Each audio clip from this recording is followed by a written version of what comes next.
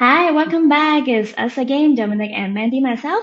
So this episode we will be talking about Dominic's beautiful book.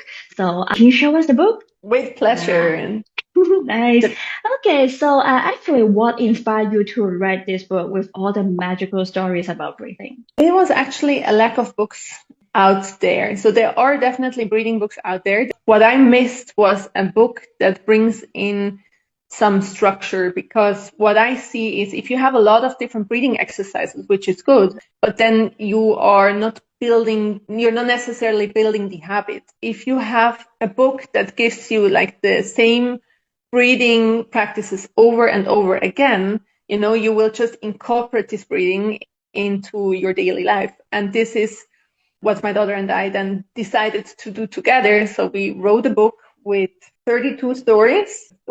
Okay. With 32 stories. And then we have a small breathing exercise. And the breathing exercises are all built the same way, just to, again, build the habit and, and really foster and give kids a chance to build the connections with themselves, within themselves.